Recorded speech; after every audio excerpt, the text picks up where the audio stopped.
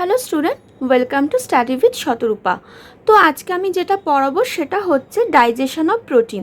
আমাদের কার্বোহাইড্রেট আর ফ্যাট হয়ে গেছে, প্রোটিনটাই বাকি ছিল, সেটা আজকে পড়িয়ে দিচ্ছি।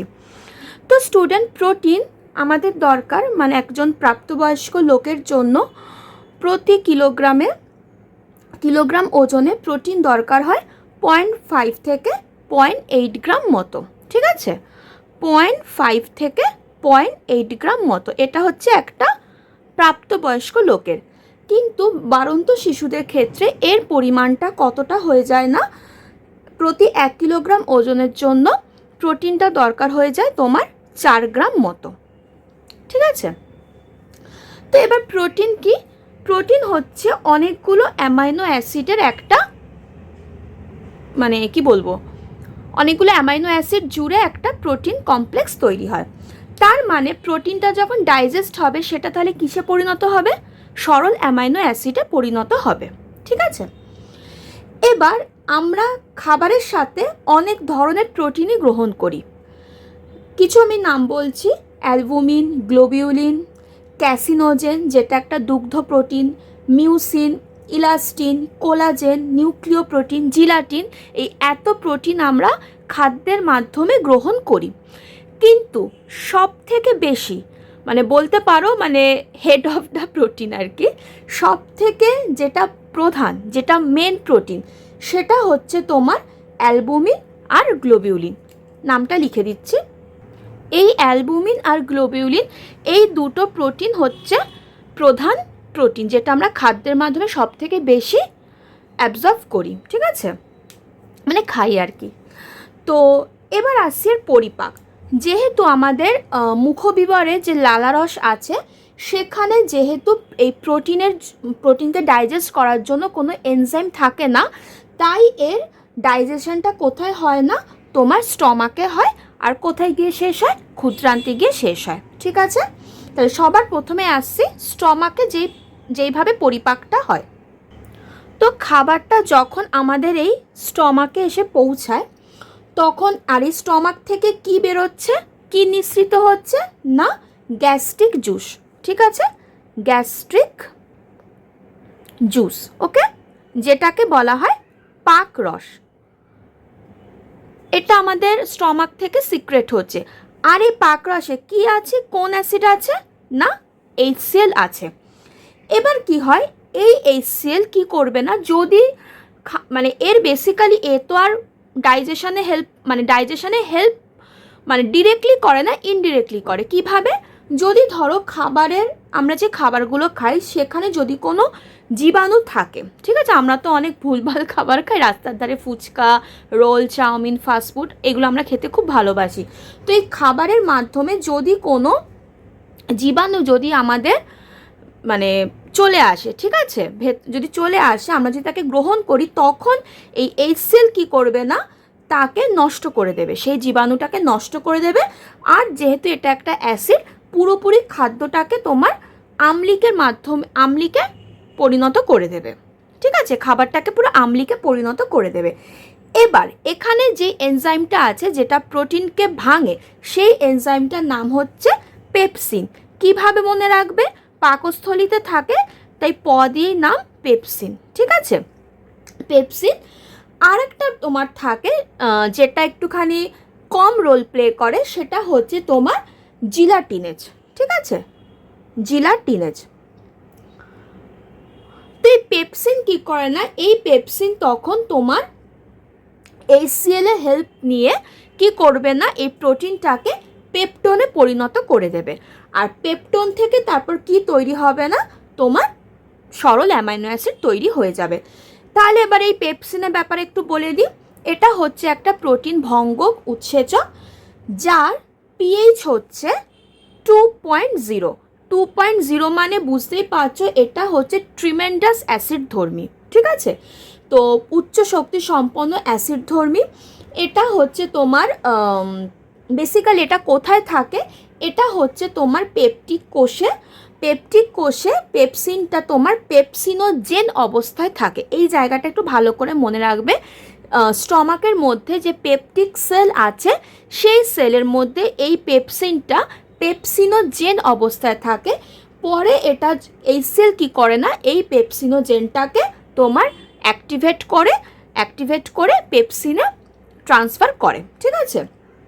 আর হচ্ছে এটা যে টেম্পারেচারে কাজ করে সেটা হচ্ছে 40 ডিগ্রি সেলসিয়াস, ওকে। তো এইভাবে কি করে না, ও প্রোটিনের ওপর কাজ করে, প্রোটিনটাকে ভেঙে পেপটনে পরিণত করে, ঠিক আছে। তাহলে একটা প্রোটিনটা ফার্স্টেই তো পেপটনে হয়ে যাবে না, এক ধাপে, মাঝখানে অনেকগুলো স্টেপ আছে। সবার প্রথমে প্রোটিনটা তোমার পরিণত হবে অ্যাসিডিক, যেহেতু হয়ে যাচ্ছে তাহলে এটা তৈরি হয়ে যাবে অ্যাসিড মেটা প্রোটিন, ওকে। তারপর সেখান থেকে তৈরি হবে প্রাথমিক প্রোটিওজ, মানে প্রাইমারি প্রোটিওজ, দেন ওখান থেকে সেকেন্ডারি প্রোটিওজ, দেন পেপটন, ওকে। তো দেখো আমি এখানে লিখে দিয়েছি স্টেপটা, প্রোটিন থেকে অ্যাসিড মেটা প্রোটিন, দেন প্রাইমারি প্রোটিওজ, সেকেন্ডারি প্রোটিওজ, আর লাস্ট হচ্ছে পেপটন। এইটার একটা স্ক্রিনশট তুলে নেবে বা পারলে খাতায় লিখে নেবে, যদি এরকম আসে তাহলে তোমাদের অসুবিধা হবে না। তাহলে বোঝা গেল পেপসিন কিভাবে কাজ করে। তো পেপসিন ছাড়াও আর একটা যে এনজাইম ছিল যেটা হচ্ছে জিলাটিনেজ, তো এর নাম শুনেই বুঝতে পারছো এ কাজ করবে জিলাটিনের ওপর। তারপর সেই জিলাটিনকে কিসে ট্রান্সফার করবে, জিলাটিন পেপটনে পরিণত করবে, ঠিক আছে। তাহলে এই হয়ে গেল তোমার পাকস্থলী পরিপাক, ঠিক আছে। এবার আসি, তারপর এখানে কিছুটা পরিপাক হয়ে গেল, তারপর খাবারটা কোথায় চলে আসবে, আমাদের ইন্টেস্টাইনে, মানে স্মল ইন্টেস্টাইনে চলে আসবে। এবার স্মল ইন্টেস্টাইনের কোথায় চলে আসবে, ডিওডিনামে, ওকে। এবার যখন ডিওডিনামে চলে আসে, ওর সাথে বিভিন্ন রকমের জুস মিশে থাকে, সেটা তোমার পিত্তরস, অগ্নাশয় রস, আন্ত্রিক রস সব কিছু মিশে থাকে। এবার এখানে একটা কথা হচ্ছে, যেহেতু পিত্তরসে, পার্টিকুলার পিত্তরসে যেহেতু কোনো উৎসেচক থাকে না প্রোটিনকে ডাইজেস্ট করার জন্য, তাই এই পিত্তরসের এক্ষেত্রে কোনো ভূমিকা নেই, কেমন। তাহলে কে কাজ করবে না, অগ্নাশয় রসে কিছুটা হবে পরিপাক, তারপর তোমার আন্ত্রিক রসে কিছুটা পরিপাক হবে। তাহলে অগ্নাশয় রসে কে আছে না, কোন এনজাইমটা আছে তোমরা জানো, ট্রিপসিন, ঠিক আছে। ট্রিপসিন আছে। এই ট্রিপসিন কি করবে না, তোমার প্রোটিনকে পেপটনে পরিণত করবে, দেন ওটা অ্যামাইনো অ্যাসিডে পরিণত হয়ে যাবে, ঠিক আছে, সরল অ্যামাইনো অ্যাসিডে পরিণত হবে। তো এই ট্রিপসিনের একটু বৈশিষ্ট্য বলে দিই। ট্রিপসিন হচ্ছে একটা প্রোটিনধর্মী এনজাইম, যেটা তোমার আন্ত্রিক রসে থাকে। এর পিএইচ হচ্ছে তোমার 8.0 থেকে 9.7, কোনো বইতে এইটা একটুখানি আপ ডাউন করবে। তার মানে বুঝতে পারছো এটা পুরো ক্ষারীয় মাধ্যমে কাজ করে। তোমার পেপসিন কিন্তু ছিল অ্যাসিডিক ছিল, ঠিক আছে, কিন্তু এই ট্রিপসিন হচ্ছে পুরোপুরি ক্ষারীয় মাধ্যমে কাজটা করে। আর এর টেম্পারেচারটা বলে দিই, এর টেম্পারেচারটা ওই তোমার পেপসিনেরই মতো 40 ডিগ্রি সেলসিয়াস, ঠিক আছে। আর এখানে একটা কথা বলে দিই, এটা হচ্ছে তোমার যেই মৌলিক প্রোটিনগুলো আছে, মানে ন্যাটিভ প্রোটিনগুলো আছে, বা তোমার বলতে পারো অর্ধ জটিল প্রোটিনগুলো আছে, তার ওপর ক্রিয়া করে এবং সেটাকে তোমার লোয়ার পেপটাইডে পরিণত করে। এখানে পরিপাকটা এই রকমভাবে হয়, প্রোটিন এবার যেহেতু এটা ক্ষারীয় মাধ্যমে কাজ করে, তো পেপসিনের ক্ষেত্রে যেহেতু অ্যাসিড মেটাপ্রোটিন ছিল, তো এখানে হয়ে যাবে অ্যালকালি মেটাপ্রোটিন, ঠিক আছে। তারপর সেটা প্রাইমারি প্রোটিওজ, সেকেন্ডারি প্রোটিওজ, দেন পেপটন। যেহেতু পেপসিনের কাজ এই পেপটন অবধি ছিল, কিন্তু এখানে ট্রিপসিন আবারও পেপটনটাকে ভাঙবে, ভেঙেও পরিণত করবে পলিপেপটাইড, সেখান থেকে বিশ্লিষ্ট হয়ে তৈরি হবে তোমার lower peptide and then amino acid, okay. তো ছকটা একটু দেখেন, আমি লিখে দিয়েছি। প্রোটিন, সেখান থেকে তৈরি হবে অ্যালকালি মেটাপ্রোটিন, দেন ওখান থেকে প্রাথমিক প্রোটিওজ, গৌণ প্রোটিওজ, পেপটন থেকে তোমার আর 3টে স্টেপ আছে, পলিপেপটাইড, লোয়ার পেপটাইড, দেন অ্যামাইনো অ্যাসিড। তাহলে ক্লিয়ার হলো ট্রিপসিন কিভাবে কাজ করে। এবার যেহেতু অগ্নাশয় রসে ট্রিপসিন তো শুধু একা থাকে না, ট্রিপসিন ছাড়াও আরও তোমার 7-8 ধরনের এনজাইম থাকে, তারাও কাজ করে। তো সেইগুলো এবার একটু দেখে নিই। তো দেখো স্টুডেন্ট, এখানে আমি সব নামগুলো লিখে দিয়েছি, এবার একটা একটা করে ফাংশন বলছি। সবার প্রথমে আছে কাইমোট্রিপসিন। কাইমোট্রিপসিন, এটা কার ওপর কাজ করবে না, এটা দুগ্ধ প্রোটিনের ওপর কাজ করবে, ঠিক আছে। দুগ্ধ প্রোটিনকে কিসে পরিণত করবে না, তোমার ক্যালসিয়াম ক্যাসাইনেটে পরিণত করবে। এছাড়াও এটা কেসিন আর জিলাটিনের ওপরও কাজ করে এবং সেটাকে তোমার ক্ষুদ্র ক্ষুদ্র প্রোটিন কণা পরিণত করে, হলো। এরপর আছে তোমার অ্যামাইনো পেপটাইডেজ। এই যে পেপটাইডেজ নামটা আছে, এটা থাকা মানে বুঝে যাবে এটা হচ্ছে একটা প্রোটিন এনজাইম, ওকে। তো অ্যামাইনো পেপটাইডেজ হচ্ছে এটা তোমার পলিপেপটাইডের ওপর কাজ করবে এবং পলিপেপটাইডকে তোমার অ্যামাইনো অ্যাসিডে পরিণত করবে। ট্রাইপেপটাইডেজ হচ্ছে এটা ট্রাইপেপটাইডের ওপর কাজ করবে। তো তারপর সেখান থেকে কি তৈরি হবে না, অ্যামাইনো অ্যাসিড তৈরি হবে। 4 নম্বর হচ্ছে ডাইপেপটাইডেজ হচ্ছে এটা ডাইপেপটাইডের ওপর কাজ করবে, তারপর সেই ডাইপেপটাইডকে তোমার অ্যামাইনো অ্যাসিডে পরিণত করবে। 5 নম্বর হচ্ছে কার্বক্সিপেপটাইডেজ হচ্ছে এটা তোমার কার্বক্সিল গ্রুপ যুক্ত পলিপেপটাইডের ওপর কাজ করবে এবং সেই পলিপেপটাইডটাকে অ্যামাইনো অ্যাসিডে পরিণত করবে। তারপর হচ্ছে রাইবোনিউক্লিয়েজ, এটা নাম শুনে বুঝতে পারছো। তো এটা হচ্ছে তোমার নিউক্লিক অ্যাসিডকে কি করবে না, নিউক্লিওটাইডে পরিণত করবে। লাস্ট না 7 নম্বর হচ্ছে ইলাস্টেজ, এটা হচ্ছে ইলাস্টিনের উপর কাজ করবে, সেটাকে পেপটোনে বিশ্লিষ্ট করে দেবে। আর লাস্ট হচ্ছে কোলাজিনেজ, আমি প্রথমেই বললাম যে এটা কোলাজেন নামক একটা প্রোটিন আছে, তো এটা কোলাজেনের উপর কাজ করবে, তারপর সেটাকে পেপটোনে পরিণত করবে। বোঝা গেল? তো তাহলে অগ্ন্যাশয় রসে কিন্তু ট্রিপসিন ছাড়াও আরও এই 8 রকমের এনজাইম আছে, ওকে। এইটার একটা স্ক্রিনশট তুলে নেবে। এবার আসছি, তাহলে অগ্ন্যাশয় রস আশা করি বোঝাতে পেরেছি।